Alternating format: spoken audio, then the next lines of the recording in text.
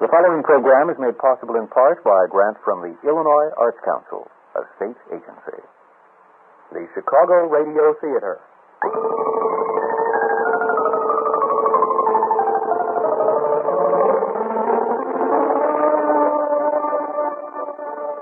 The All Media Dramatic Workshop presents another edition in our series of monthly specials. Tonight, Mystery and Adventure with Sherlock Holmes, based on the play by William Gillette and Sir Arthur Conan Doyle. Now, here to introduce the program is your host for the Chicago Radio Theater, Pulitzer Prize-winning columnist Ron Powell. Dark and mysterious indeed are the circumstances surrounding tonight's little adventure. A great detective, his arch nemesis, an evil professor, his faithful companion and chronicler, the good doctor, and murder. As you listen to tonight's performance of Sherlock Holmes, chances are that the image your mind creates of the master detective has its origins in the playwright himself. William Gillette, who co-authored the play with Sir Arthur Conan Doyle, performed in the role of Holmes for more than 20 years, and his lean, hawk-like features became a collective symbol of Sherlock Holmes for 3 generations. In a moment, our program.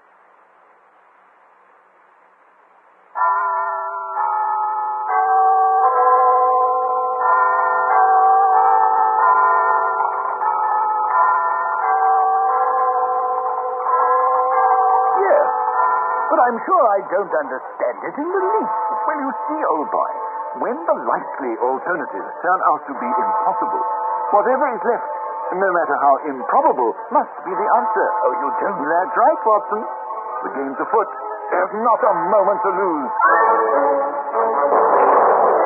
The Chicago Radio Theater presents Kenneth Northett and D. Nicholas Waddle in the All Media Dramatic Workshop production of Sherlock Holmes by William Gillette and Sir Arthur Conan Doyle. On a lonely street, situated in a little frequented part of London, stands the gloomy and decayed Edelweiss Lodge. In the drawing room, the lady of the house is being confronted by her maid. Madame? Well, what is it, Therese? The butler, Monsieur Judson, said I was to come. I told Judson to arrange with you himself. He could not, Madame. I do not wish to remain. What is it? You must give me some reason. I do not like it, Madame. Eat, hear, this place. What you do, the young lady you and Monsieur have upstairs. It is not well. I cannot remain to see. You know nothing about it, Therese. The young lady is ill. She is not right in the head. She is a great trouble to us, but we take care of her and treat her with the utmost kindness. And oh, yes, it is starting. The screaming from upstairs. Go down into the kitchen, Therese. I will call for you presently. For the moment, I must take care of the disturbance upstairs.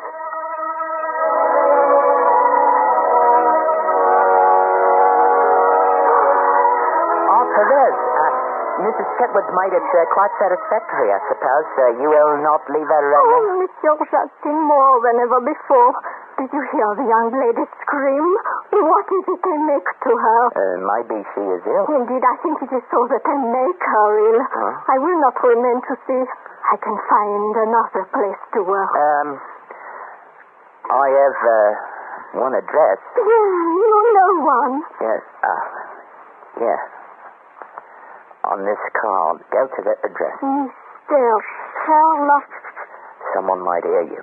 Go to that address in the morning and mum's the word.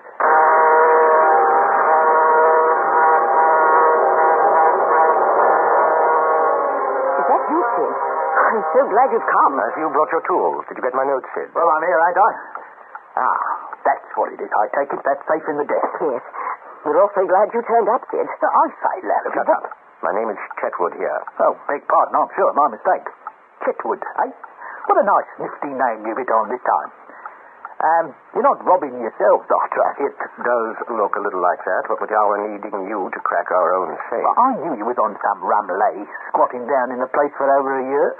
But I never could seem to get a line on you, you know what I mean.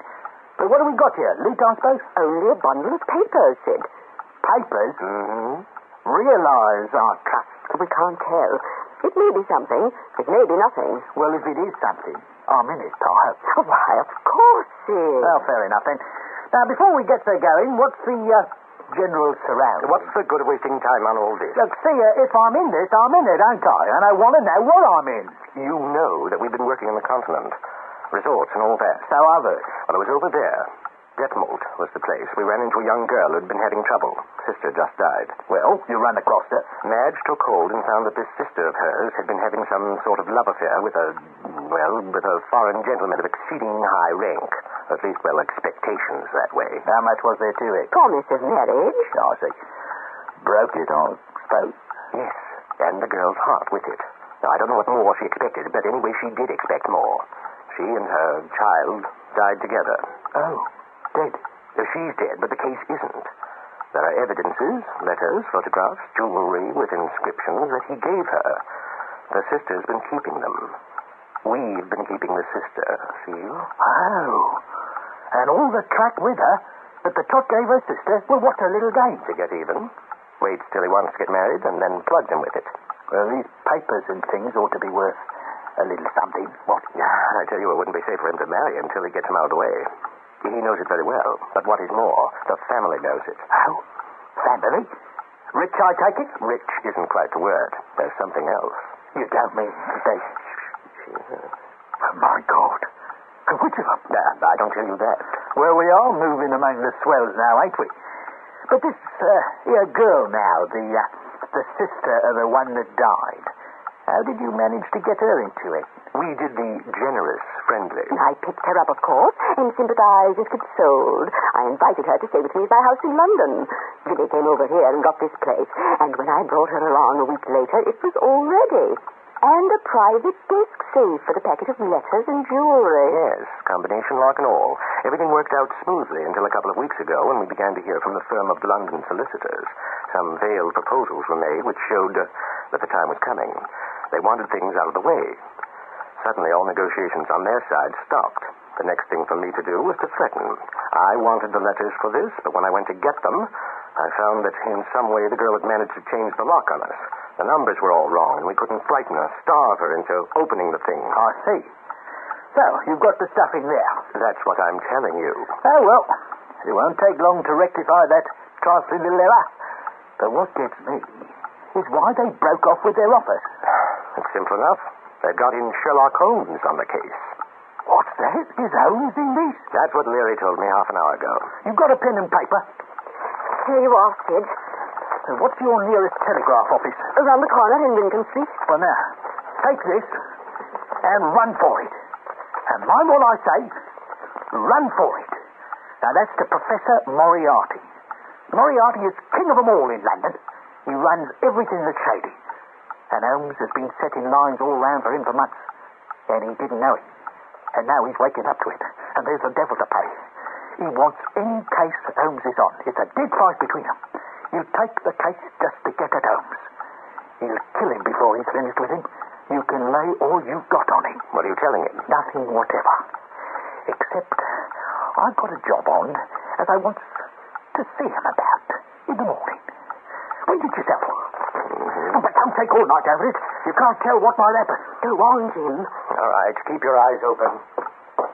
Don't you worry. I've heard of this Professor Moriarty. What does he do? I'll tell you one thing he does. He sits it out, quiet and easy, and runs nearly every big operation that's on. And if there's a slip on, and the police get wind of it, there ain't never any hold on him. They can't touch him. And what's more, they wouldn't want to if they could. Why not? Because they tried, that's why. And the men who did try it was always found, shortly after, floating in the river. That is, if they were found at all. The moment a man's marked, there ain't a street that's safe for him. How about him? As square as a die, and liberal into the bargain. But this isn't such a big case. He might not want to be involved with it at all. I'll tell you, you take anything that gives him a chance at Holmes. Have you got it, Sid? No, not yet, but I'll be there soon. I know where I am now. Well, Sid, how goes it? So. Now, what about this Professor Moriarty? Ask her. It's all right, Jim. It was the proper thing to do. Here we are. Here we go. Gone. She's taken them out. What do you mean? The girl. She's got them. How can you tell her she hasn't done the trick already? What's that? And sent him along to the girl he wants to marry? She hasn't had the chance. She couldn't get them out of this room. Yeah, I'll get her down. She'll tell us where she put them or strangle for it. Look out. Madge, go to the window and see who it is. Judson, don't. I was just going to answer the door, sir. Hold off. Oh, Well, Madge? Tall, slim man in a long coat. A deerstalker cap. No face. There is a hunting crop. Sherlock Holmes, you better tidy up. Quick, move. Yeah, turn off the lights. We won't answer the bell. Oh, no, that won't do. You now look crooked at the start. You're right. We'll have to let him in and play innocent. The girl's in for a health and can't see anyone. You understand? Yes. See she's locked in the room and stay by the door. Sid, get up by the terrace window. Keep quiet until he gets into the house. Then come round to the front. I'll come round to the front after he's in the house. Well, that's plain. Be ready for him when he comes out. Now, if he's got the things in spite of us, I'll give you a rap on the front window glass. If you don't hear it, let him pass. And if I do hear it? Let him have it. Mr. Holmes, I believe. Yes. Quite so. Whom did you wish to see, Mr. Holmes? Oh, thank you so much. I sent my card by the butler. Oh, very well. Miss Faulkner begs Mr. Holmes to excuse us. She's not well enough to see anyone this evening. Hand this to Miss Faulkner and say that I have... I beg your pardon, Mr. Holmes, but it's quite useless. Really. Oh, I'm sorry to hear it. Yes, Miss Faulkner is, I regret to say, quite an invalid. She's unable to see anyone. Her health is so poor. Has it ever occurred to you that she might be confined to the house too much? How does that concern you? It doesn't. I simply make the suggestion. You might like to think it over. That's all, Butler. Go on, take it up. Yes, Mr. Holmes. This is really too good. Why, of course he can take up your card or your note or whatever it is if you wish it so much. I was only trying to save you the trouble. Thanks. It's hardly any trouble at all sending up a card. Do you know, Mr. Holmes, you interest me very much. Oh, really? Yeah, upon my word, yes. We've all heard of your wonderful methods and the astonishing manner in which you gain information from the most trifling details. Now, I dare say, in this brief moment or two, you've discovered any number of things about me. Nothing of consequence, Mr. Chetwood. I have scarcely more than asked myself why you rushed off and sent that telegram in such a frightful hurry, why your friend with the auburn hair left so suddenly by the terrace window, and what there can possibly be about the safe in the lower part of that desk to cause you such painful anxiety. Very good. Very good indeed. If these things were only true now, I'd be wonderfully impressed. It would be absolutely... Mr. Chetwood, I bring you this note from upstairs. You'll excuse me, I trust that. It's from Miss Faulkner. Well, really? She begs to be allowed to see you, Mr. Holmes. She absolutely implores it. Well, I suppose I shall have to give way. Judson? Yes, sir. Ask Miss Faulkner to come down to the drawing room. Say that Mr. Holmes is waiting to see her. Yes, sir. It's quite remarkable, upon my soul. May I ask, if I'm not being impertinent, what message you sent up on that note that could have so aroused Miss Faulkner's desire to come down? Merely that if she wasn't down here in 5 minutes, I'd go up. Oh. That was it. Quite so.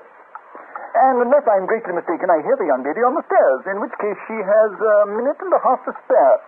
Alice, that is Miss Faulkner. Let me introduce Mr. Sherlock Holmes. Mr. Holmes. Ah, Miss Faulkner. I'm really most charmed to meet you, although it does look as if you had made me come down in spite of myself, doesn't it? I thank you very much indeed for consenting to see me, Miss Faulkner. But regret to observe that you were put to the trouble of making such a very rapid change of costume. Oh, yes, I did hurry a trifle, I confess. Mr. Holmes is quite living up to his reputation, isn't he, Freddie? Yes, but he didn't quite live up to it a moment ago. Didn't he? I'm so sorry. He's been telling me the most astonishing things. And were they true? Well, hardly. He wanted to know what there was about the safe in the lower part of that desk that caused me such horrible anxiety. Why, there isn't anything. That's just it. There's a safe there, of course, but nothing in it. Perhaps you'll do better next time, Mr. Yes, next time. You might try it on me, Mr. Holmes. Yes. What do you think of her? Oh, it's very easy to discern one thing about Miss Faulkner, and that is that she is particularly fond of the piano. While she likes light music very well, she is extremely fond of some of the great masters, among them Chopin, Liszt, and Schubert. She plays a great deal. Indeed, I see it is her chief diversion, which makes it all the more remarkable that she has not touched the piano for 3 days. Why, that's quite surprising, isn't it? It's certainly better than he did for me. I am glad to repair my somewhat shattered reputation. But tell me, Mr. Holmes, how did you know so much about my play? The things I'm so fond of, I mean. Your hands and your music rack. Simple. But you said I hadn't played for 3 days. How did The keys. The keys? A light touch of London's smoky atmosphere. Dust. Oh, dear. I never knew tailors to forget before. You must think us very untidy, I'm sure. Oh, quite the reverse, Miss Faulkner. I observe from many things that you are not untidy in the least, and therefore I am compelled to conclude that the failure of Therese is due to something else. What do you mean? To some unusual excitement or disturbance that has recently taken place in this house. You called, sir? What are you doing here, Judson? Beg pardon, ma'am. I was answering the bell. What do you mean, you blockhead? No one rang the bell. Your butler is right, Mr. Chetwood. The bell did ring. Well, how do you know? I rang it. What do you want? I want to send my car to Miss Faulkner. What right have you to ring for servants and give orders in my house? What right have you to prevent my cars from reaching their destination? And how does it happen that you and this woman are resorting to trickery and deceit to prevent me from seeing Alice Faulkner? Through some trifling oversight, Judson, yes, sir. Neither of the cards I handed you has been delivered. Kindly see that this error does not occur again. My orders... You have orders. I can't say, sir. You were told not to deliver my cards. What business is this of yours, I'd like to know? I shall satisfy your curiosity on that point in a very short time. Yes, and you'll find out in a very short time that it isn't safe to meddle with me. There wouldn't be any trouble for me at all to throw you out into the street. Possibly not.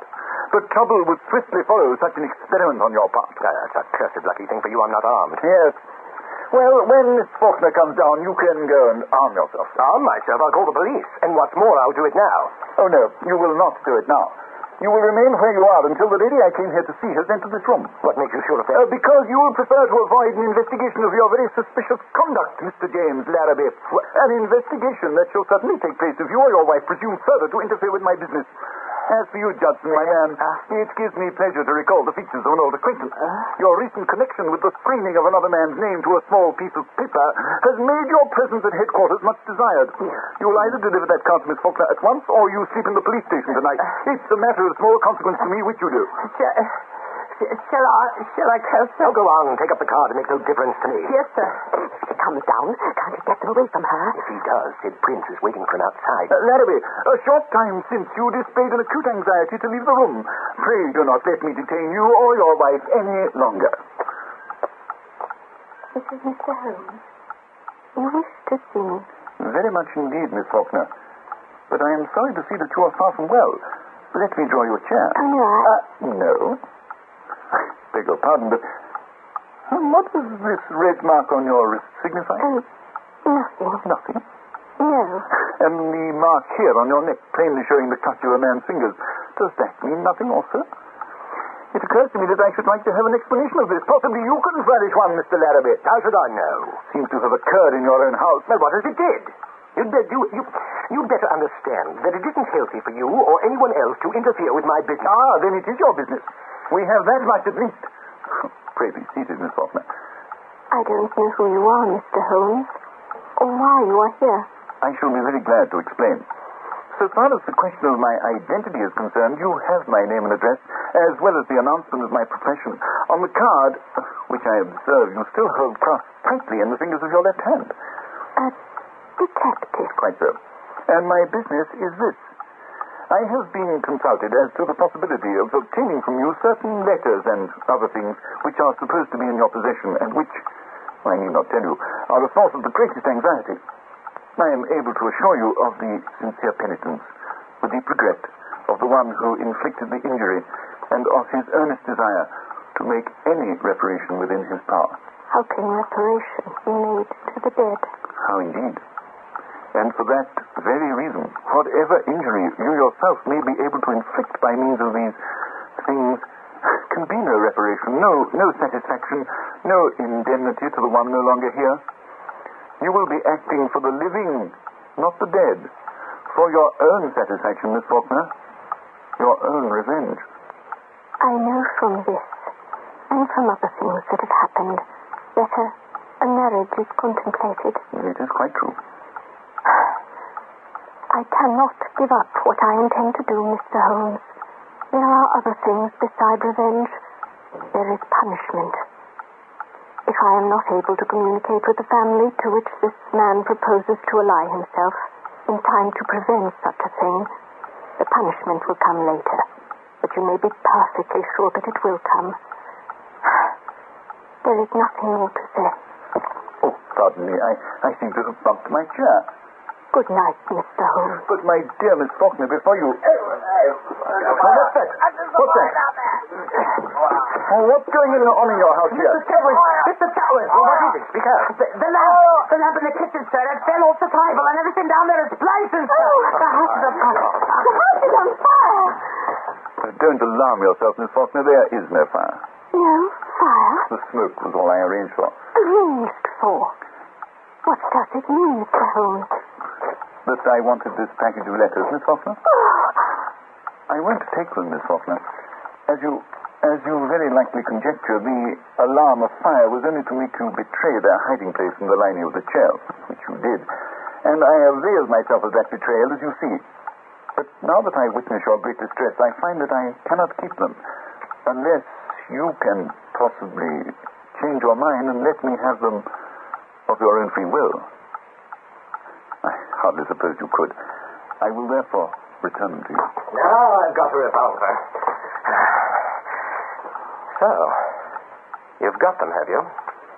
Now I suppose we're going to see you walk out of the house with them. Covering him? On the contrary, you are going to see me return them to their rightful owner. Yes. Now I have a gun. I think that will be the safest thing for Mr. Sherlock Holmes to do. You flatter yourself, Mr. Larrabee. The reason I do not leave the house with this package of papers is not because of you, or what you may do, or say, or think, or feel. It is on account of this young lady. Really? A revolver. Miss Faulkner, permit me to place this in your hands. Should you ever change your mind and be so generous, so forgiving as to wish to return these letters to the one who wrote them, you have my address. In any event, rest assured there will be no more cruelty, no more persecution in this house. You are perfectly safe with your property now, for I shall so arrange it that your faintest cry of distress will be heard. And if that cry is heard, it will be a very unfortunate thing for those who are responsible. Good night, Miss Faulkner. As for you, sir, and you, madam, I beg you to understand that you continue your persecution of that young lady at your own peril.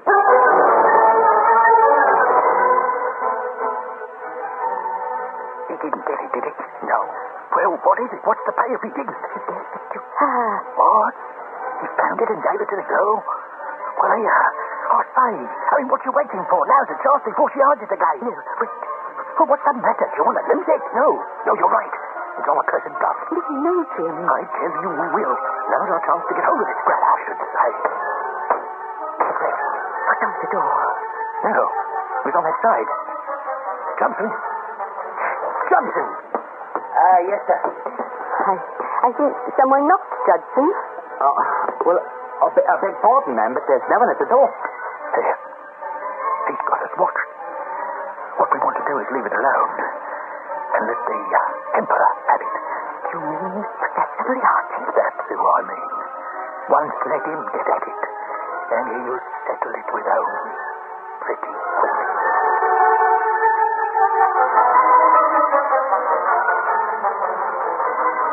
The first thing we must do is to get rid of your butler.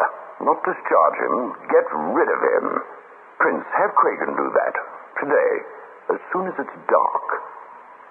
Give him 2 others to help. Mr. Larrabee will send a man into the cellar for something. They'll be ready for him there. Dalton's van will get the body to the river. It need not inconvenience you at all, madam. We do these things quietly. What's the Seraph doing? He's on that reading job tomorrow night, Professor. Put him on with Cragen today to help with that butler. But there's something else we want. Have you seen those letters, the photographs, and whatever else there may be? Have you seen them? Do you know what they look like? I have, Professor. I've looked at them carefully several times. Oh, you have? That as well. Do you think you could make me a counterfeit set of these things and tie them up so they will look precisely like the packages Holmes' man held in his hand last I night? couldn't manage the letters, but If you can manage the letters, I'll send someone who can manage the rest. From your description. Prince, that old German artist, Leutner? Precisely. Send Leutner to Mrs. Larrabee at 11. I shall want that counterfeit package at 11 tonight. I'll have it ready, sir. Prince, notify the Lasker that I may require the gas chamber at Stepney tomorrow night, and have Craigan there at 12:15 with his crew. Mr. Larrabee, I shall want you to write a letter to Mr. Sherlock Holmes, which I shall dictate. And tomorrow night, I may require a little assistance from you both. Meet me here at 11. This is all very well, sir, but you've said nothing about the business arrangements. I'm not sure that I... You have no choice. No choice? No choice. I do what I please. It pleases me to take hold of this case. Well, what about pleasing me? I'm not sure but that I shall be able to do that as well. I will obtain the original letters from Miss Faulkner and negotiate them for much more than you could possibly obtain. In addition, you will have the opportunity to sell the counterfeit package to Holmes for a good round sum. And the money obtained from both these sources shall be divided between us as follows. You will take 100% and I, nothing. Nothing? Nothing. But we cannot negotiate those letters until we know whom they incriminate. Mr. Larrabee has not yet informed us. Mr. Larrabee is wise in exercising caution, but he will consent to let me know. Professor Moriarty, that information we would like to give only to you. Write the name on that card.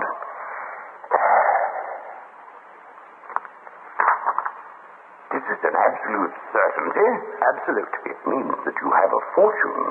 Had I known this, you should hardly have had such terms. Oh, well, we don't object to a little... The arrangement is made, Mr. Larrabee. I bid you good morning.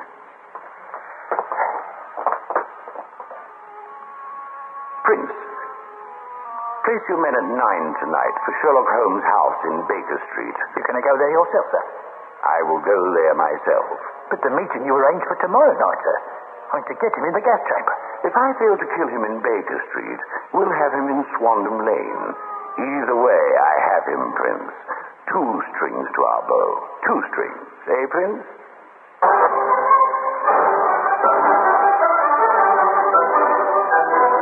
In a moment, Act 2 of Sherlock Holmes.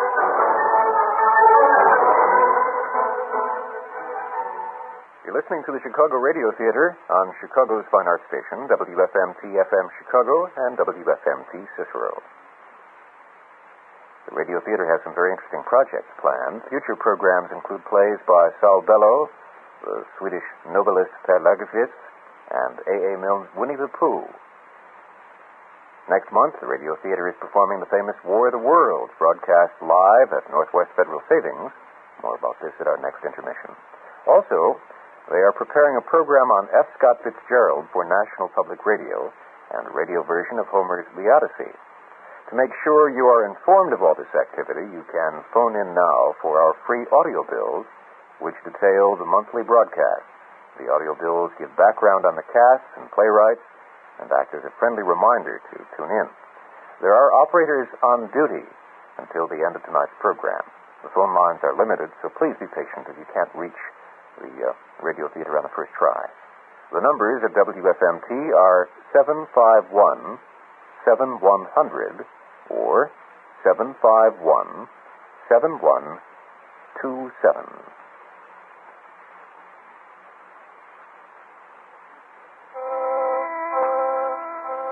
And now, Act 2 of Sherlock Holmes. That same day, I was finishing a round of calls that took me to my old lodgings at 221B Baker Street. And I thought to have a look in on my companion of my bachelor days, Sherlock Holmes.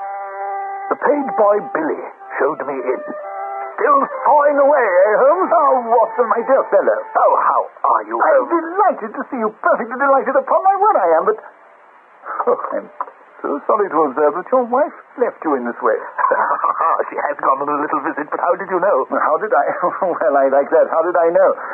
How do I know anything? How do I know that you've opened an office and resumed the practice of medicine without letting me hear a word about it? How do I know that you've been getting yourself very wet lately and that you have an extremely careless servant girl and that you've moved your dressing table to the other side of your room? Holmes, if you'd lived a few centuries ago, they'd have burned you alive. Such a conflagration would have saved me a great deal of trouble and expense. Tell me now, how did you know all that? It's too simple to talk about. Scratches and clumsy cuts, my dear fellow. On the inner side of your shoe there, just where the firelight strikes it. Scratches, cuts. Somebody scraped away crusted mud and did it badly. Badly. Scraped the shoe along with it. There's your wet feet and your careless servant all on one shoe. Face badly shaved on right side, always used to be on left. Light must come from other side. Couldn't very well move your window. Must have moved your dressing table. Yes, Holmes, but my medical practice, I don't see how you could possibly have... Oh, now, Watson, how perfectly absurd of you. Absurd to come stomping in here fairly reeking with the odor of iodoform and with the black mark of nitrate of silver on the forefinger of your right hand and ask me how... Of course. But how the deuce did you know my wife was away? Where the deuce is your second waistcoat button? And what the deuce is Miss Boutonniere doing in today's lapel? And why the deuce do you wear the expression of... Absolutely marvelous, Holmes. Absolutely marvelous. Elementary, my dear fellow. Elementary for child's play of deduction. I'm only doing it to amuse you. Watson, my dear fellow, to change the subject a trifle. In the enthusiasm which has prompted you to chronicle and, if you will excuse my saying so, to somewhat embellish a few of my little adventures, you have occasionally seen fit to introduce a certain element of romance, which struck me as being just a trifle out of place. Something like working an elopement into the fifth proposition of Euclid. I merely refer to this in case you should see fit at some future time to chronicle the most important and far-reaching piece of work in my entire career. The case of Professor Robert Moriarty. Moriarty? The fellow of the Valley of Fear episode? None other. The Napoleon of crime. Within 48 hours, we'll arrest him and his entire gang. Why, Holmes, now, this is a very dangerous thing. Oh, my dear fellow, it's perfectly delightful. My whole life is spent in a series of frantic endeavors to escape from the dreary commonplaces of existence. For a brief period I escape. You should congratulate me. But you could escape them without taking such serious risks. Your other cases have not been so dangerous, and they were even more interesting. Now, the one you spoke of the last time I saw you, the recovery of those damaging letters and gifts from a young girl who a most peculiar affair, as I remember it. You were going to try the experiment of making her betray their hiding place by an alarm of fire in her own house. And after that... Precisely. After that.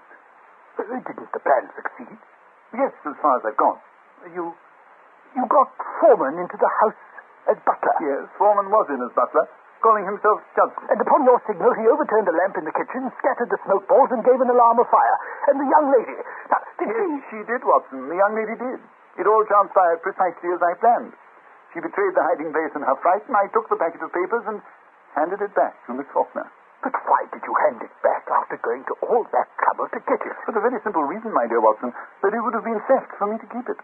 The contents of the packet are the absolute property of the young lady. My only chance is to induce her to give me the package of her own free will. Its return to her after I had laid hands on it was the first move in this direction. The second will depend upon what transpires today. I expect Foreman to report here in about half an hour. I beg your pardon, sir.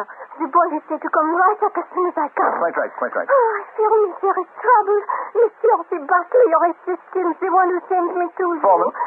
Foreman, if there is something done to him, I fear to go down and see. Down where? It's down, the cellar of that house. Oh, it is a dreadful place. He did not come back. He went down. He did not return. Who sent him down? Monsieur of the house, Monsieur Chetwood. Harrowby? Yes. Hey! Coat! Boots! Order a cab! Quick! Now, answer me. Did anyone follow him down? I did not see. Take this revolver, Watson, and come with me. I did not let go also. Great God, no. We don't want you. Wait here. I hear Foreman going now. Oh, Monsieur Foreman has got the cut in the head. Nothing more last night, sir. After you left, Prince came in and they made a stop for the room to get the package away, but I gave the 3 knocks with an axe in the floor beams that you directed, and they didn't go any farther. This morning, a little after 9... Take a look at his head, Watson. It's nothing at all, sir. Let me have a look there now. Yeah, it's an ugly bruise, but it's not dangerous. Very well. A little after 9, you say? Yes, sir. This morning, a little after 9, Larrabee and his wife drove away in a 4-wheeler. She returned about 11 without him. Then later, old Lochner came and the two went to work at something in the library. I got a look at them from the outside and found they were making up a counterfeit of the package we're working for. Counterfeit? Yeah. Oh, good thing. I think I can use that. And Vladimir, what of him? He came back a little after 3. How did he seem? Well, under a great excitement, sir. Any marked resentment toward you? I think there was, sir, though he tried not to show it. Tried not to show it. He's consulted someone outside. In fact, I'm inclined to think they've taken in a partner, and a dangerous one at that. It was on his advice they sent you down into the coal cellar where you doubtless had a bit of a fight. That's what I did, sir. It was fortunate you got away alive. Letter, sir. Most important, sir. Read it, Watson. There's a good fellow. Yes. Dear sir. Who thus addresses me? Let me see. James Larrett. Oh, and what has James to say this evening? I have the honor to inform you that Miss Faulkner has changed her mind regarding the letters, etc., which you wish to obtain, and has decided to dispose of them for a monetary consideration. She has placed them in my hands for this purpose, and if you are in a position to offer a good round sum and to pay it down at once in cash, the entire lot is yours. If you wish to negotiate, however, it must be tonight at the house of a friend of mine in the city. At 11 o'clock you will be at the Guards Monument at the foot of Waterloo Place. You will see a four-wheeler with wooden shutters to the windows. Enter it, and the driver will bring you to my friend's house. If you have the cab followed or try any other underhand trick, you won't get what you want. Let me know your decision. Yours truly, James Larrady. Good Lord. Mine truly. Well, later, perhaps. But what does the fellow mean? The fellow means to sell me a base imitation for a large sum of money. Now, see if I have the point. Tonight, 11 o'clock, Guards Monument, cab with wooden shutters, no one to come with me, no one to follow, or I don't get what I want. That's quite right, sir. But this cab with the wooden shutters? Oh, merely a little device to keep me from seeing where they are taking me.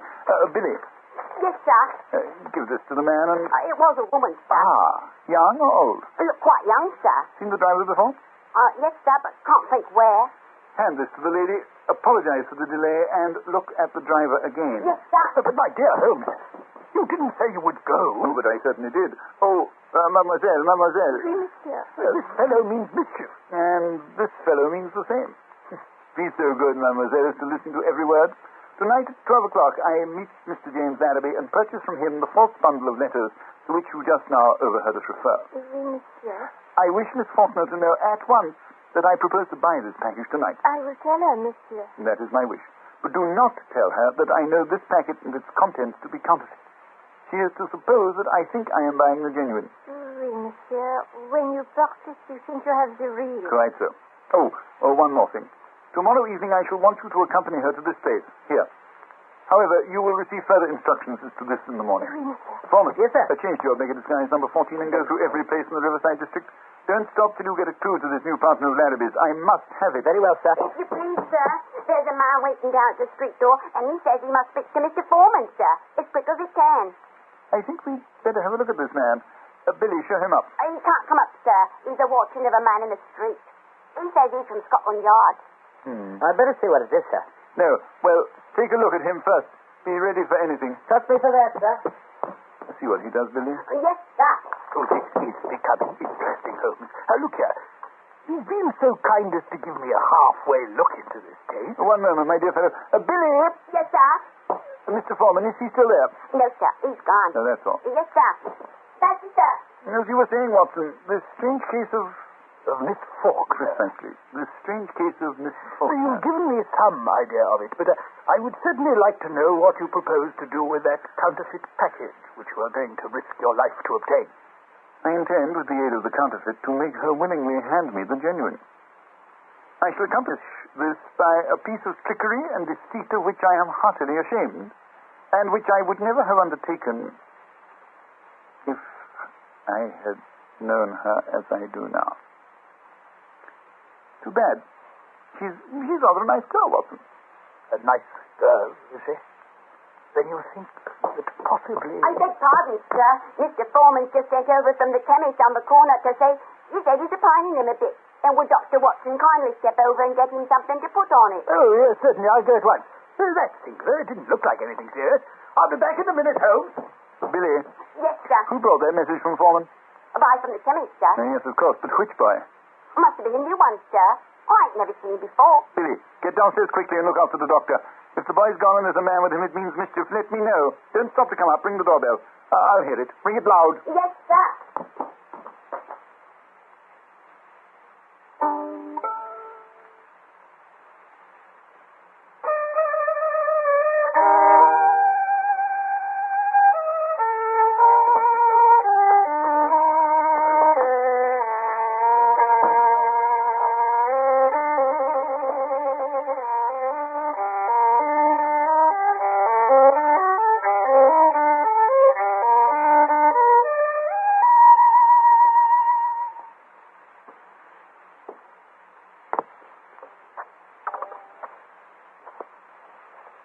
It is a dangerous habit to finger loaded firearms in the pocket of one's dressing gown. I give you my word that you'll be taken from here to the hospital if you keep your hand behind you like that. That's better. In that case, the table will do quite as well. You evidently don't know me. Oh, I think it's quite evident that I do. Pray have a chair, Professor. I can spare you 5 minutes if you have anything to say. What were you about to do? Look at my watch. I'll tell you when your 5 minutes is up. It is your intention to pursue this case against me. That is my intention, to the very end. I regret this. Not so much on my own account, but on yours. I share your regret, Professor, but solely because of the rather uncomfortable position it will cause you to occupy. And may I inquire to what position you are pleased to allude, Mr. Holmes? That of dangling from a gallows. And have you the faintest idea that you would be permitted to live to see that day? As to that, I do not particularly care.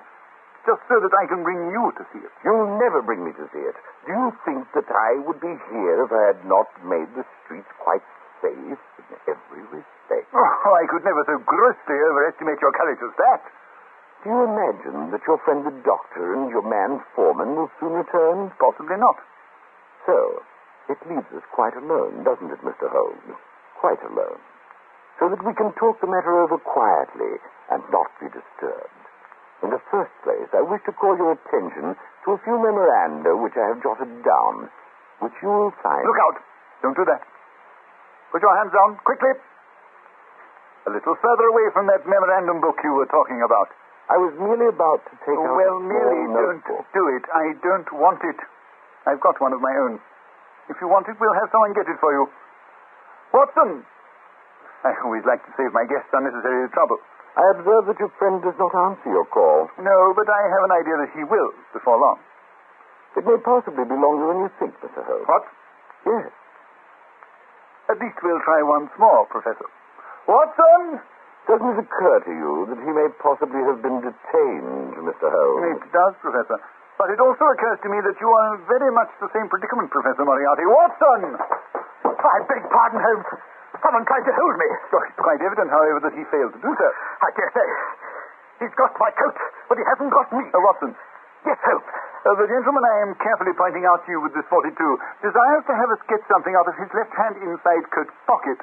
As he is not feeling quite himself today, and the consequence of his trying to do it himself might prove fatal, suppose you attend to it for him. Oh, certainly, Holmes. Is this gun what you're looking for, Holmes? Quite so. Put it on the table, Watson. Not there. Look out. Oh, damn it. Push it a little further this way. That's more like it. Shall I see if he's got another one? Oh, why, Watson, you surprise me. After the gentleman has taken the trouble to inform us that he hasn't. When, Holmes? When he made a snatch for this one. Rather a rash project of yours, Moriarty, to make use of that thing so early in the evening and in this part of the town. Listen to me. On the 4th of January, you crossed my path. On the 23rd, you incommoded me. And now, at the close of April 1st, I find myself placed in such a position through your continual interference that I am in positive danger of losing my liberty. Have you any suggestion to make? No, I have no suggestion to make. I have a fact to state. If you do not drop it at once, your life is not worth that. I'm afraid, Professor, that in the pleasure of this conversation, I am neglecting more important business. I came here this evening to see if peace could not be arranged between us. Ah, yes, I saw that. That's rather good.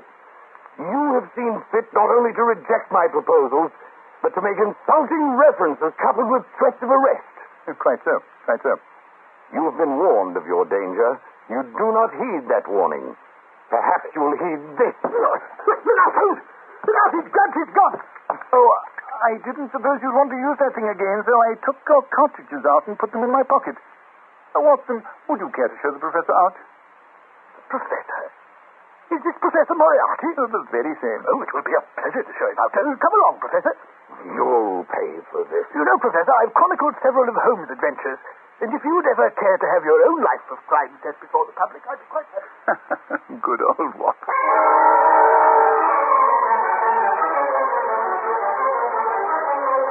No luck, Professor? We will continue with our plan to have him meet you at the gas chamber tomorrow. From that, it is impossible to escape. But how can you be sure? I can be sure. The door is bolted from the outside and the windows are barred. Every possible nook that could provide ventilation has been plugged. I see. Now, what is to happen? I give you this opportunity to sell him the packet and get what you can for your trouble. But anything that is found on him after you have finished is subject to the usual division among my henchmen. That's all I want. When you have quite finished and got your money, blow this cab whip. Here, fix it to your watch chain. Upon that signal, my men will take their turn. They bind him, the room is sealed, and the gas turned on. I see. And Mr. Larrabee. Yes? At the proper moment, present my compliments to Mr. Sherlock Holmes and say that I wish him a pleasant journey to the other side.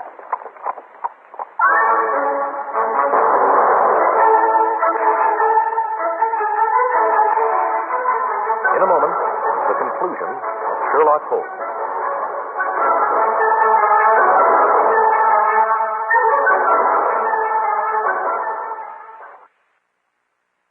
Now, the conclusion of Sherlock Holmes.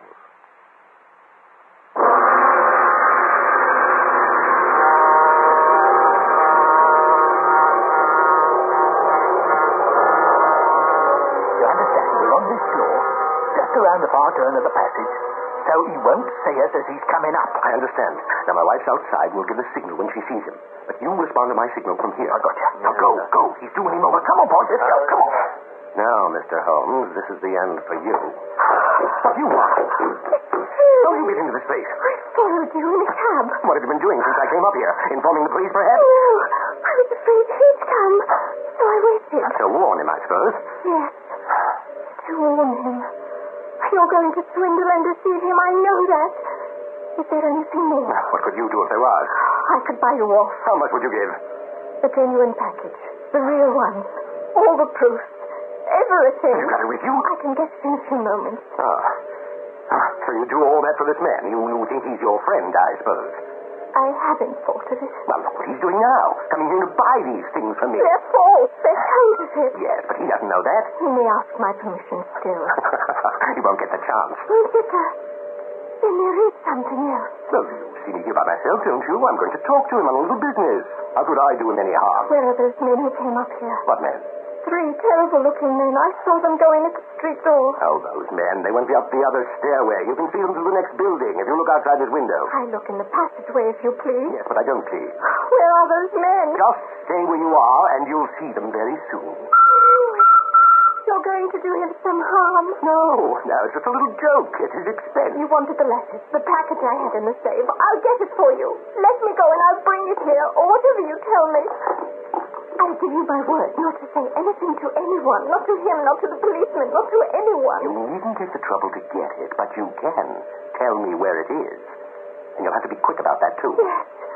If you'll promise not to go on with it. Not to do him any harm. Of course. That's understood. You promise? Certainly I promise. Now, where is it? Just outside my chamber window. Just outside on the left. Fastened between the shutter and the wall. You can easily find it. Yes, I can easily find it. Now, tell them to go. Tie her up so she can't make a noise. Quick. Get her out there until you can... Hurry. We have holes in here, and then let old Higgins keep her in his cab. Hand me that piece of rope. Oh, here it is. Oh, my God. He's here. That's the signal. Well, we want that time to get her out. Well, shut her in there. Yeah, that'll do. In with her. Come on. Yeah, take this guy. Go on, knife won't hold it. Yes, it will. If you got it in strong. Yeah. You'll have to find us here. And we won't wait either. We'll go on and do him up. No, you won't. I'll see him first, if you please. There might be time to get back into the passage. They ain't up the first flight yet. Quick, then. All right, let's get going. Oh, well, really. I certainly thought after all this driving about in a closed cab, you'd show me something new. Seen it before, have you? Oh, well, a time or two. Brace of counterfeiters used these luxurious chambers in the spring of 89. One of them hid in that cupboard. We pulled him off by the heels. Quite interesting, but times have changed since then. So they have, Mr. Larrabee. So they have. Then it was only cracksmen, counterfeiters, pickpockets, and petty swindlers of various kinds. But now... Well, what now? Well, between you and me, Mr. Larrabee, we've heard of some pretty shady work not far from here. A murder or two of a very peculiar kind, and I've always had a suspicion. That's it. The window. Aha! My surmise was correct. It is. It is what? Corked. What does that signify to Oh, us? nothing to us, Mr. Larrabee, nothing to us. But it might signify a great deal to some poor devil who's been caught in his trap. Well, if it's nothing to us, suppose we leave it alone and get to business. My time is limited. Of course. Cigar? Thanks.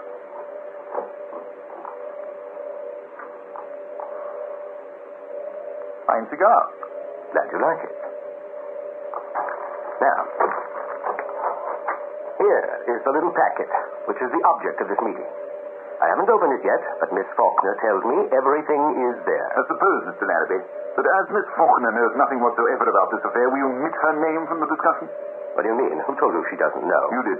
Every look, tone, gesture, everything you have said and done since I have been in this room has informed me that Miss Faulkner has never consented to this transaction. It is a little speculation of your own. I suppose you think you can read me like a book. Oh, no, like a primer. Yeah. Well, let it pass. How much will you give? £1,000. I couldn't take it. What do you want? 5,000. I couldn't give it. Very well. We've had all this trouble for nothing. Oh, don't say that, Mr. Larrabee, don't say that. To me, the occasion has been doubly interesting. I have not only had the pleasure of meeting you again, but I have also availed myself of the opportunity to make some observations regarding this place which may not come amiss. Well, I've been offered £4,000. Why didn't you take it? Because I intend to get more. Oh, that's too bad. Well, if they offered 4,000, they'll give 5. They won't give anything. Why not? Well, they've turned the case over to me. Will you get 3,000? Mr. Larrabee, strange as it may appear, my time is limited as well as yours. I have brought with me the sum of £1,000, which is all that I wish to pay. If it is your desire to sell at this figure, kindly apprise me of the fact at once. If not, permit me to wish you a very good evening. You can have it. It's too small a matter to haggle over. Oh. I thought you said you had just brought 1,000. I did. This is it. You brought a trifle more, I see. Quite so. I didn't say I hadn't brought any more. You can do your little tricks when it comes to it, can't you? Well, it depends on whom I'm dealing with.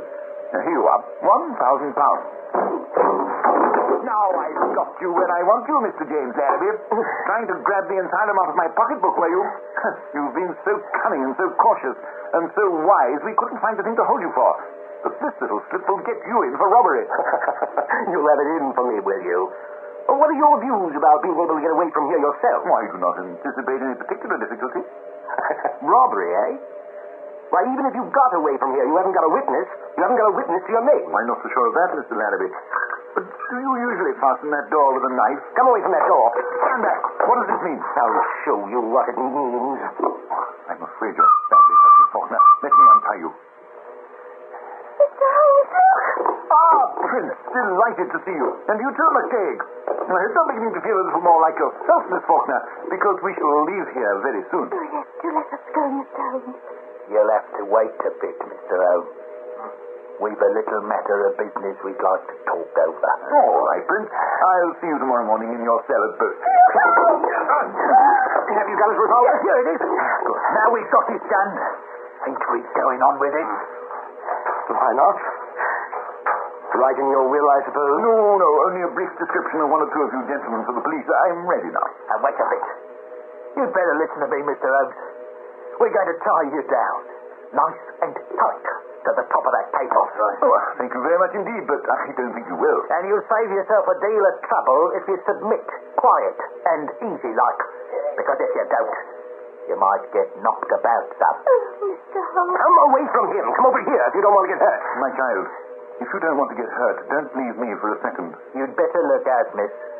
You might get you. Then you can kill me too. I'm afraid you don't mean that, Miss Faulkner. Oh, but I do. No. You wouldn't say it at another time and place. I would say it anywhere. So, Anywhere. you'll have it out with us, eh? Something like that, my good prince. Well then, I'll have to give you one. Same as I did your right-hand man this afternoon. Ah, you heard him say that. The same as he did my right-hand man this afternoon. Don't forget that face. In 3 days, I shall ask you to identify it in the prisoner's dock. Ah, you... Why, how surprise me, gentlemen. Be you're sure of anybody in this room, and 3 bars gone out of the window. Bars or no bars, you're not going to get out of here as easily as you expect. Oh, well, there are so many ways, Mr. Larrabee, that I hardly know which one to choose. Well, you better choose quick, I can tell you that. I'll choose at once, Mr. Prince. And my choice falls on this. Hey, he's put the light out. Hey, quick, black in here. How are we going to find him now?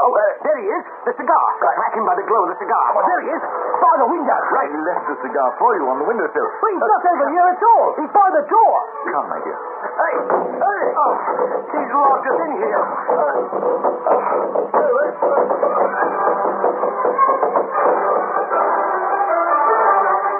He's working in my study in order to finish in time to join Holmes at Baker Street, where we were to meet emissaries from his titled client.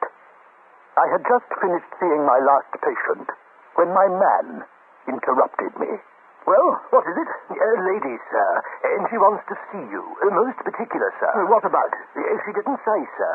She only said it was of the utmost importance. Oh, well, very well. I was going to walk to Holmes for the exercise, but I can take a cab.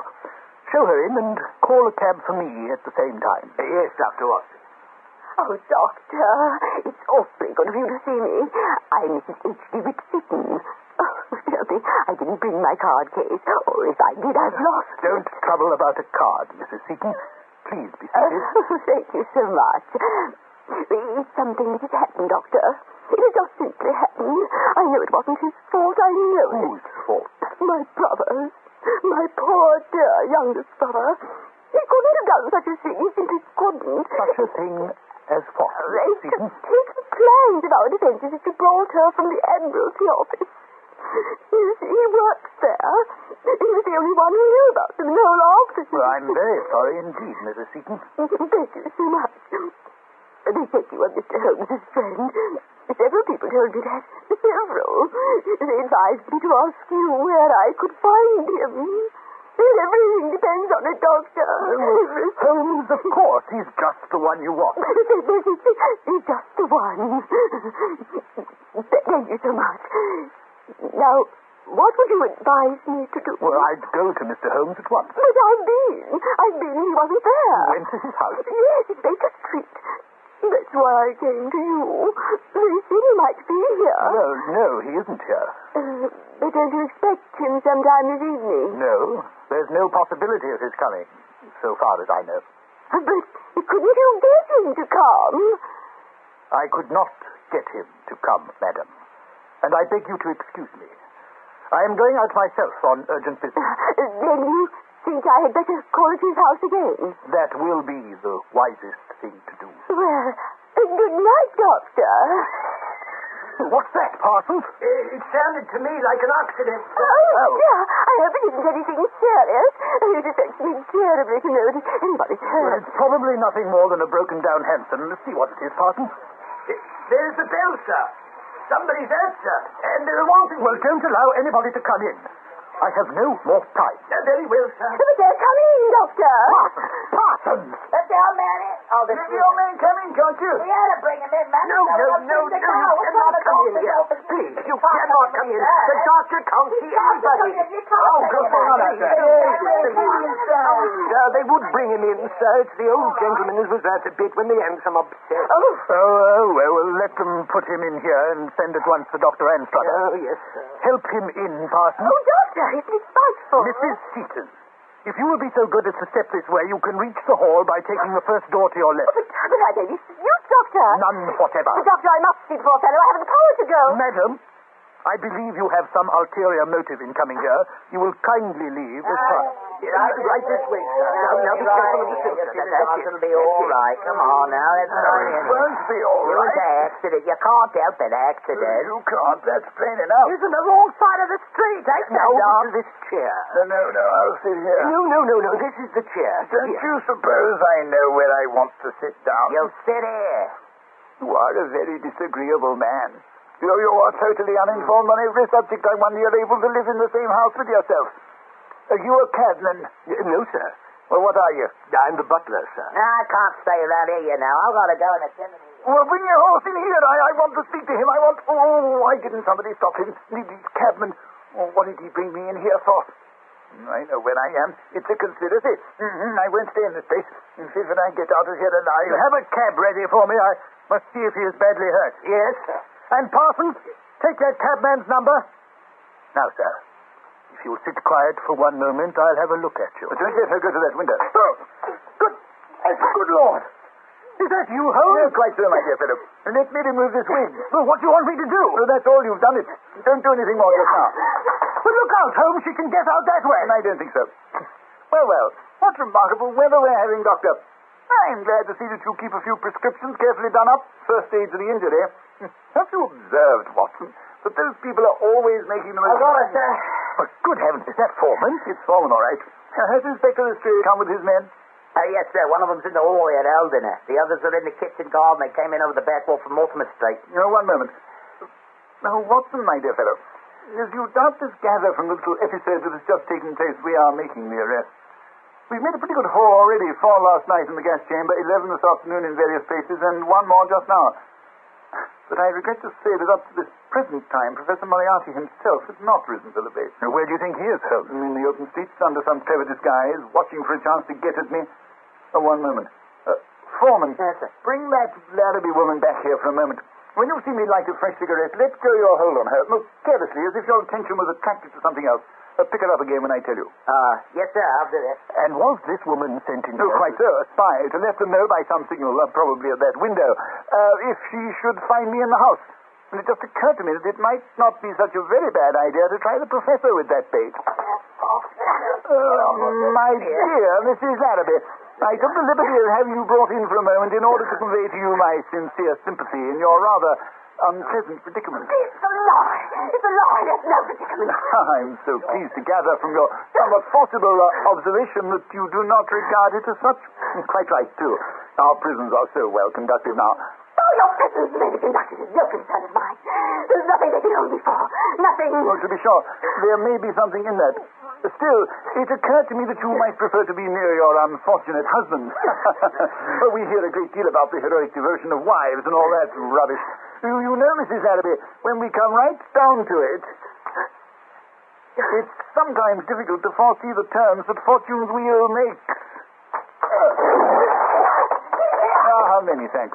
That's all, Foreman. Pick her up again. Doctor, would you kindly pull the blind on once more? I don't care to be shot from the street. Too late. It's too late. Too late, eh? The signal is given. You will hear from him soon. It wouldn't surprise me at all. There's a cab outside. Been there ever since I showed up with Foreman. Curious.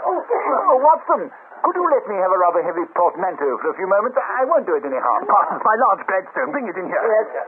I'm afraid it's pretty shabby looking, Holmes. Many thanks, Mrs. Larrabee, but your first signal was all that we required. Prior to inform your friend Moriarty that I was here in the house. You are now aware of the fact that he is impersonating a cab driver and that it is my intention to have him in here. You wish to signal that there is danger. There is danger, Mrs. Larrabee, but we don't care to have you let him know it. Take her out, Foreman, and make her comfortable and happy. And by the way, Foreman, you might tell Lestrade to wait a few minutes, and I'll send him another lot. Come along now. Fine woman. Is this the bag? Put it down there. Thank you so much. Parsons, you ordered a cab for the doctor a short time ago. It has been waiting, I believe. Yes, sir. Yes, I think it is, sir. Be so good as to tell the driver to come in here and get a valise. When he comes, tell him that's the one. Very good, sir. My dear fellow, in times like these, you should tell your man never to take the first cab that comes on a call, nor yet the second. The third may be safe. But Holmes, here it is. Right in this way. Well, goodbye, old fellow. I'll write to you from Paris, and I hope you'll keep me fully informed of the progress of events. As for those papers, I'll attend to them personally. Yes. Here, cabby, just help me to tighten up these straps a bit. There are a few little things in this bag that I wouldn't like to lose, and it's just as well to be here. Who's up at the window? What? Doctor, will you kindly strike that bell of yours 2 or 3 times in rapid succession? Oh, many thanks. You want me, sir? Got a man there with you? Yes, sir. The inspector came and stopped. Suppose you introduce the professor to the inspector. I'm sure they'd be pleased to meet. Now, come along, Professor. Come on. Here, let's see what he wants. Do you imagine, Sherlock Holmes, that this is the end? I ventured to dream that it might be. Are you quite sure the police will be able to hold me? No, I am quite sure of nothing. I have heard that you are planning to take a little trip. You and your friend here. A little trip on the continent. And if I do? I shall meet you there. That's all, Foreman. Come on. Did you hear that, Watson? Yes, but surely you don't place any importance on such... Oh, no importance. No importance. But as you know, I have a fancy that he spoke the truth. Well, good heavens. We'll give up the trip. Good heavens, we'll do nothing of the kind. What does it matter, here or there, if it must come? Good heavens, Holmes. Look, we've barely 5 minutes. For what? To get to Baker Street, to your rooms. Your appointment with Sir Edward and the Count. They were to receive that packet of letters from you. Oh, they're coming here. That is, if you'll be so good as to permit. Oh, of course. But why not there? But the scoundrels will burn me out. Good heavens. Burned out. Oh, that's too bad. You lost everything? Everything. Everything. I'm glad of it. I'm glad of it, Watson. I've had enough. There's one thing that I shall do here in a few moments as we finish. You mean? In your rather unpleasant predicament. It's a lie. It's a lie. There's no predicament. I'm so pleased to gather from your somewhat forcible observation that you do not regard it as such. Quite right, too. Our prisons are so well conducted now. Oh, your prisons may be conducted as no concern of mine. There's nothing they can hold me for. Nothing. Well, to be sure, there may be something in that. Still, it occurred to me that you might prefer to be near your unfortunate husband. We hear a great deal about the heroic devotion of wives and all that rubbish. You know, Mrs. Larrabee, when we come right down to it, it's sometimes difficult to foresee the turns that fortune's wheel makes. Many thanks. That's all, Foreman. Pick her up again. Doctor, would you kindly pull the blind down once more? I don't care to be shot from the street. Too late. It's too late. Too late, eh? The signal is given. You will hear from him soon. It wouldn't surprise me at all. There's a cab outside. Been there ever since I showed up with Foreman. Could you? Watson, could you let me have a rather heavy portmanteau for a few moments? I won't do it any harm. Parsons, my large Gladstone. Bring it in here. Yes, sir. I'm afraid it's pretty shabby looking, Holmes. Many thanks, Mrs. Larrabee, but your first signal was all that we required. I had to inform your friend Moriarty that I was here in the house. You are now aware of the fact that he is impersonating a cab driver and that it is my intention to have him in here. You wish to signal that there is danger. There is danger, Mrs. Larrabee, but we don't care to have you let him know it. Take her out, Foreman, and make her comfortable and happy. And by the way, Foreman, you might tell the stray to wait a few minutes, and I'll send him another lot. Come along now. Fine woman. Is this the bag? Put it down there. Thank you so much. Parsons, you ordered a cab for the doctor a short time ago. It has been waiting, I believe. Yes, sir. Yes, I think it is, sir. Be so good as to tell the driver to come in here and get a valise. When he comes, tell him that's the one. Very good, sir. My dear fellow, in times like these, you should tell your man never to take the first cab that comes on a call, nor yet the second. The third may be safe. But Holmes, here it is, right in this way. Well, goodbye, old fellow. I'll write to you from Paris, and I hope you'll keep me fully informed of the progress of events. As for those papers, I'll attend to them personally. Yes. Here, cabby, just help me to tighten up these straps a bit. There are a few little things in this bag that I wouldn't like to lose, and it's just as well to be here. Who's up at the window? What? Doctor, will you kindly strike that bell of yours 2 or 3 times in rapid succession? Many thanks. You want me, sir? Got a man there with you? Yes, sir. The inspector came and stopped. Suppose you introduce the professor to the inspector. I'm sure they'd be pleased to meet. Now, come along, Professor. Here, let's see what he wants.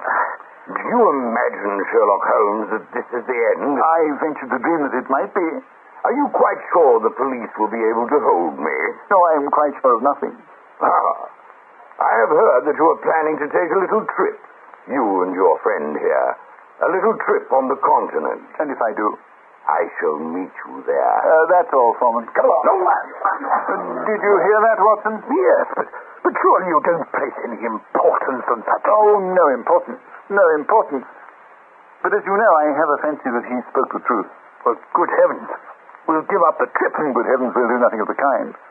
What does it matter, here or there, if it must come? Good heavens, Holmes. Look, we've barely 5 minutes. For what?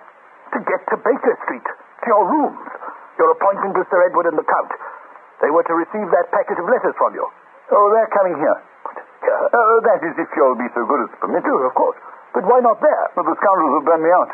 Good heavens. Burned out? Oh, that's too bad. You lost everything? Everything. Everything. I'm glad of it. I'm glad of it, Watson. I've had enough. This one thing that I shall do here in a few moments is me finish. You mean Miss Faulkner? Why, Watson, she trusted me. She clung to me. What does it matter? She may be here now. I'll go to your dressing room for a moment, if you'll allow me, and brush away a little of the stuff. Oh, by all means. Mrs. Watson is in the drawing room. Do look in on her a moment. It would please her so much. It will more than please me. Mrs. Watson. Mary. Oh, Watson. Mary, my dear, how nice to see you. A lady, sir, wants to know if she can speak to you. If there's anyone here, she won't come in. Any name? No, sir. I asked her, and she said it was unnecessary, as you wouldn't know her. She has a maid with her, sir. Well, show her in here, and let the maid wait in the reception room.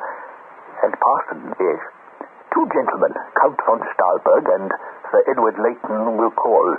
Bring them here to this room at once, and then tell Mr. Holmes. You'll find him in my dressing room. Yes, sir. Send everybody else away.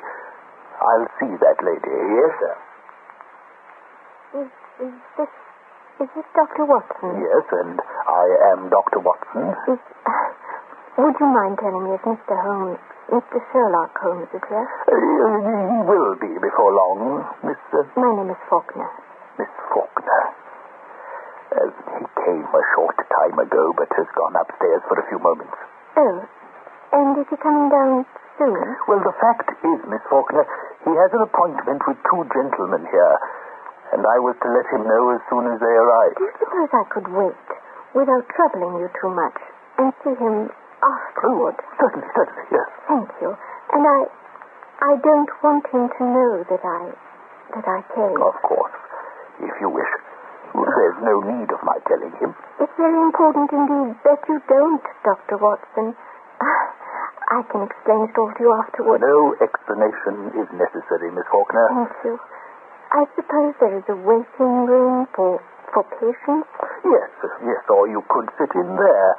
You'll be less likely to be disturbed if you don't mind a few medicine bottles about. Yes, I prefer that. Then step this way. I think the gentlemen have arrived. And when the business between the gentlemen is over, would you please have someone come in here? Well, I'll tell you myself, Miss Faulkner. Count von Stahlberg, Sir Edward Leighton. Count? Sir Edward? Dr. Watson, good evening. Our appointment with Mr. Holmes was changed to your house, I believe. Quite right. Pray be seated, gentlemen. Mr. Holmes is a trifle late. Well, he has already arrived, Count. I have sent for him. It was quite a surprise to receive his message an hour ago, changing the place of meeting. We should otherwise have gone to his house. Did I understand you to say, Doctor, that you had sent for Mr. Holmes? Yes, Count, and he will be here shortly. Indeed, I think I hear him on the stairs now. Gentlemen, be seated again, I beg. Our business this evening can be quickly disposed of. You were notified to come here in order that I might deliver into your hands the packet which you engaged me on behalf of your exalted client to recover.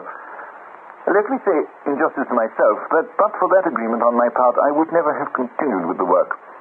As it was, however, I felt bound to do so, and I now have the honor to place the papers in your hands.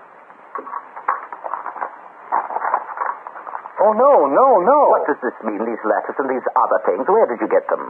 I purchased them last night. Purchased them? No, quite so. From whom, may I ask? From the parties interested, by the consent of Miss Faulkner. You have been deceived. What? I say! This packet contains nothing, not a single letter or paper that we wanted, all clever imitations.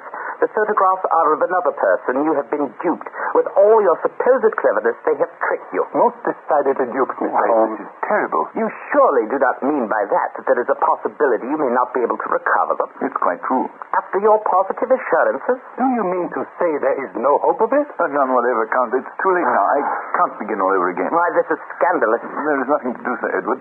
I'm ruined. Ruined. Oh, a mistake, Sir Edward. I'm so sorry. This is the packet you wanted. Mr. Holmes didn't know that he had the wrong one. But this is certainly kind of you, Miss. My name is Faulkner. Yes, well, very kind, Miss Faulkner. Count? Surely kind. If it isn't another swindle. Will you mind if we... Oh, no, not at all. This is certainly what we wanted. Quite genuine. We are greatly indebted to you, Miss Faulkner. To be sure. And to you too, Mr. Holmes, if this was part of your general scheme.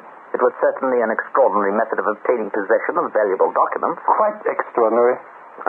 You have only to notify me of the charge for your invaluable services, and you will receive a check. Kind, I'm sure, Sir Edward. Good night, sir. Good night, Doctor. It was most kind of you to allow us Entirely to... so. Entirely so. Let me show you out, gentlemen. This way, please. Aren't you going to say good night? Miss Faulkner, you have no reason to allow me to do such a thing. But why? Because by now you must begin to realize the trick and the deception I've practiced on you in order to make you give up your property. I couldn't take it out of the house that first night like a straightforward thief because it could have been recovered at law. And for that reason I swindled you out of it. Swindled me? Precisely. That's just what I did. Swindled you out of it. Now that you know this, Miss Faulkner, and now that you realize what sort of a person I am, it must be sufficient to make you turn away from me with loathing and disgust. This is sufficient. Yes, well, I'm sorry, but I must be going. I suppose Mademoiselle is waiting to take you home. But Mr. Holmes... Yes? I want to ask you something. Certainly. What is it? Don't you care for me at all? It can make no difference whatever whether I do or not. It can make a great deal of difference to me. Miss Faulkner, this is a trying situation, isn't it? Of course, we must find some way out of it. But I don't want any way out of it. You asked me a question. Well, this is the answer. I do care for you. I do. But I'm not telling you anything. You knew it perfectly well before. But I think it's just as well for you to say it. I do say it.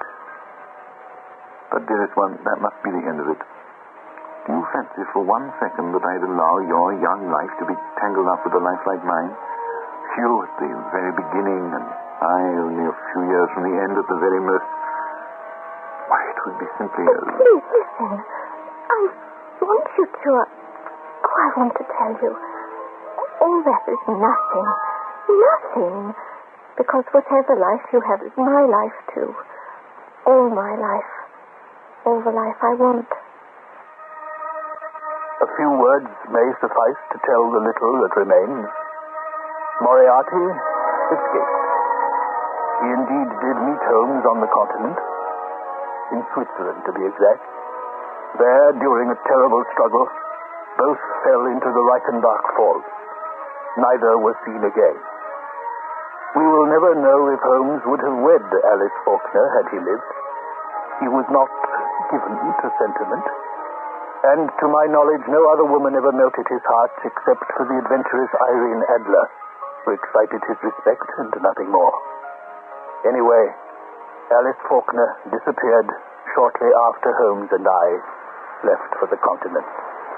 Mrs. Watson and I like to think that somewhere, sometime, the spirits of Alice Faulkner and Sherlock Holmes will be joined in an eternal union more perfect than the earthly one that fate, in the guise of Robert Moriarty, denied them.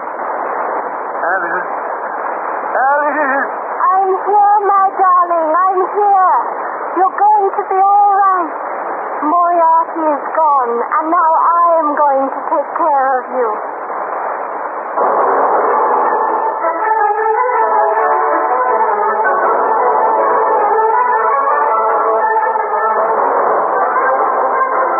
You've been listening to the Chicago Radio Theater with the all-media dramatic workshop production of Sherlock Holmes by William Gillette and Sir Arthur Conan Doyle.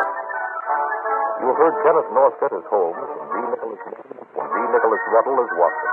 With James Doiter, Rosalind Alexander, William Bushby, and Diane Ruddle. The play was adapted for radio, produced and directed by Yuri Rostovsky. Michelle M. Faith is associate producer, Barry Radman engineer. This is Mel Zelman.